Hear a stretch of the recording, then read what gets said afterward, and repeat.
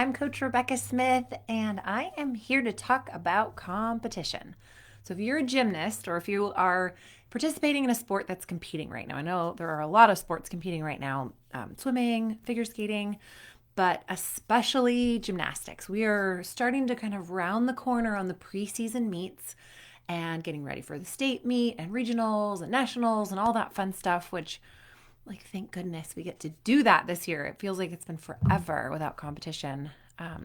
But so I want to go through, I've been doing a series in the Perform Happy training program that takes athletes all the way through from beginning, right before the meet, at the meet, and after, and exactly how to get your mind kind of dialed in for the most possible confidence. So I've been doing this series over a bunch of weeks, and we're continuing through.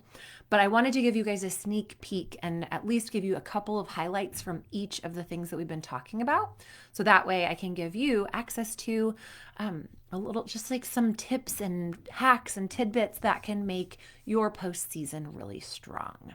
So a lot of people come to me, they're like, my kid gets so nervous at meets. How can I help her to calm down? And I'm like, okay, it's if you try to do something in that moment, during when she's getting ready to salute for beam and she's convulsing, that's not the place where we need to apply something. Yes, there are techniques that can be done in that moment, but to really show up confident and calm and ready, there's a lot of pre-work that you have to do. So I have this little timeline that I go off of in my live group trainings, and it starts way back last season or the season before that, where you have your past successes. So the first thing that I want you to do is look back to the past and pay attention to what works for you. Now, you might have had a really amazing competition that felt like a fluke. You're like, I don't even know why I did so well. We were running late and I wasn't even paying attention. And I just went out and I did it and it was amazing. Now, don't think about those like flukes. Or you might have a lot of success to refer to in the past.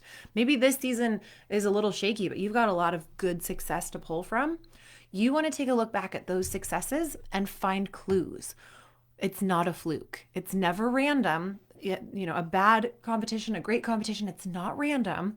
So you figure out the clues. Okay, what works for me? Maybe not being so heavily focused, maybe having some fun, maybe not having my mom there. I don't know. But whatever those patterns are that are like, whenever this happens, I do well. Now, I'm not talking about superstition here. I'm not talking about the lucky pants and the rabbit's foot.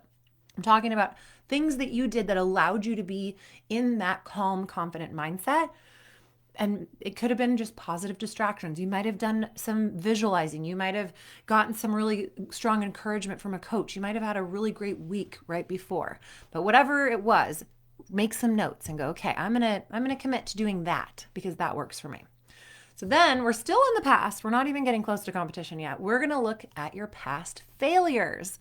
Now you can use these for good or evil. Your past failures, if you're used to being like, oh no, remember that time when I fell on bars at the meet and it was so embarrassing and I hate competing and I'm the worst at bars. So if you use your past failures like that, that's not going to boost your confidence, right? But if you can learn from those past mistakes, you can identify your patterns.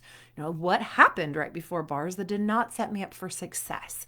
What were the triggers that made me really nervous? And what's a plan that I can put into place so that trigger is no longer going to get me? If you come up with what are the potential obstacles, what's going to pop up and ruin your day, and you have not one plan, but two plans or three plans. You have three backup plans for if I see my old coach, I can do this, this, or this. Okay, I have a plan. Now I don't have to stress about it. And then also just, you can learn from those past mistakes and go, that one bad day did not ruin my previous decade of training. And I've had good days since. So I survived it. Even if I don't do that well, I will be okay and I will learn. That sort of drops the pressure. Okay. Then now we're in practice. Okay. So you had your past successes, your past failures. Here's how I like to prepare you in practice to really hit the ground running in competition. First, you're preparing physically, obviously. repetitions. Your mindset is good, your effort is strong, and you're showing up and you're putting in the reps. This is essentially what like coaches are like, this is what you have to do. You just have to put in the reps and then you'll be amazing. I'm like, yeah. But what about what's between your ears? That you have to factor in too. So yes, you do need to get mastery of your skills to get to the point where you can trust them, where you don't have to overthink. You don't have to overcorrect. You don't have to overanalyze. You can just go hit a routine because you've done 100,000 of them. And then you're also mentally rehearsing. So I teach imagery in Perform Happy, and I teach it in a specific way that allows you to feel like it's really happening. So you're able to fast forward to the competition and you see yourself trusting, confident, aware, present. You are in your flow. You are hitting all your skills. You're landing, saluting, the whole, like everybody parties. It's so awesome. You're rehearsing that success over and over and over as you rehearse your skills. And you get to a point where you're feeling really ready, mentally and physically. Then, if you've done all of that and you're getting ready for competition, maybe you have a competition this week or this weekend or next week, something I'm going to have you do, which if you follow me, you've probably heard me say this before because it's so important. First thing you do is you legalize failure. We already talked about the value of failure, right? It teaches you what doesn't work. So you have to go in and go, it's fine if I fail. Okay, now you're all like, what? How is that helpful? That's not going to build confidence. But what that does is it just allows the monkey of perfectionism to get off your back. The tension and the pressure of feeling like you have to be perfect, just sort of, like you can shake it off a little bit and be like, I am ready mentally and physically. I've learned from my mistakes. I've learned from my successes.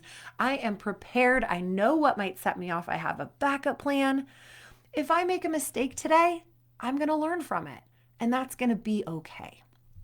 And then you check your expectations at the door. So you don't go in going, I have to get this score to qualify for state, and if I don't, oh no, it's going to be so bad. Or if I don't hit this skill in warm up, and they're not going to let me compete, and that will be terrible, terrible. All of those, you can even write them down. Write down all the expectations. My mom wants me to do this. My coach expects me to do this. I expect myself to do this. You write down all your expectations and you crumble it up and you chuck it. And then it's just you in the moment and you walk in curious. You're like, I wonder how it will go today. And that's it.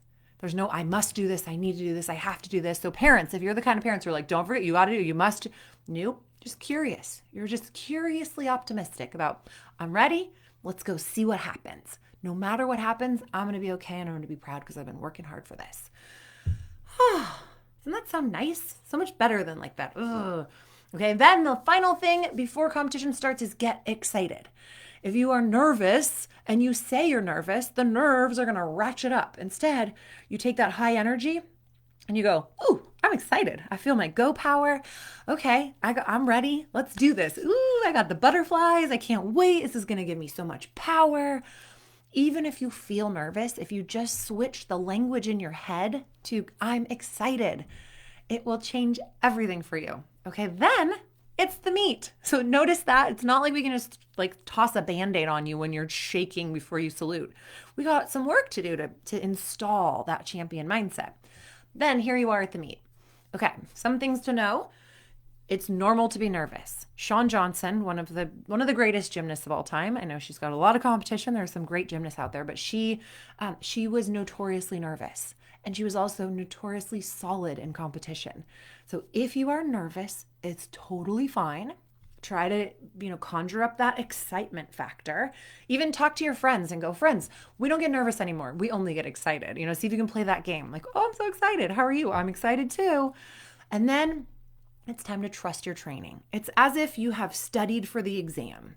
You went to the lecture. You made the study guide. You memorized it all. You talked about it with your friends. You imagined it in your mind. You remembered. You did your flashcards. You have studied. And now it's time to just get out your pencil and put pen to paper and just see what comes out. And so when you show up, trust it. Like, I have put in everything I possibly can up to this moment. Now I'm not going to overthink it, and I'm just going to stay here in the moment, take it one skill at a time, and see what happens. And the key is to focus on what you can control. As setbacks happen or hiccups happen or things don't go quite the way you want to, or you're waiting for 20 minutes before a vault and you get all stuck in your head, you focus on what can I control here? My attitude, my actions, maybe I'll have a snack, maybe I'll focus my attention on something that makes me feel calm. Those controllables that's where you have your power. If you're like, oh no, it's that mean coach and oh gosh, those other gymnasts are so good, that's just going to spaz you out. So you're not focusing on outcomes, you're not focusing on other people, you are just staying in the moment and trusting your training. And that is the thing I teach in Perform Happy. It's first we get aware, looking back at the past successes and failures, then we build confidence through repetition, through planning, through the right attitude, and then we trust it. And that's when the best stuff happens. Okay, then after your meet is over, woo, deep, exhale, you did it. Now you celebrate.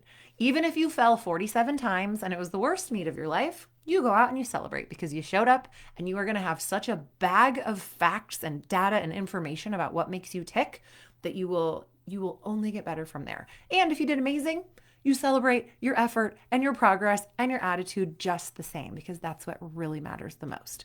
So regardless of the performance, you celebrate. And then afterward, and this is just as important, it's sort of full circle, you review, you reflect, you learn, and you apply, and then you repeat. So you go, okay, was it a great performance? Let's figure out what set me up for success. What are the clues? Was it a terrible performance? Okay, let's figure out what didn't set me up for success. What are the clues? And then you repeat. Okay, so that is, a crash course in the timeline of how to prep for competition. So if you have competition this weekend, I hope that you have at least one big takeaway that you can go apply so that you can be a little bit more trusting, a little bit more confident, and a little bit more ready. So reach out if you have any questions, and I will be back next week with more tips for confidence. Okay, thanks for joining me. Oh, I wanted to mention, if you want more tips right now, you can download the free Sport Confidence Roadmap. It has a similar timeline with different things on it, and it also has a little quiz that tells you how ready your sport confidence is. So you can download that right now at completeperformancecoaching.com/roadmap, all one word. And I will see you again soon.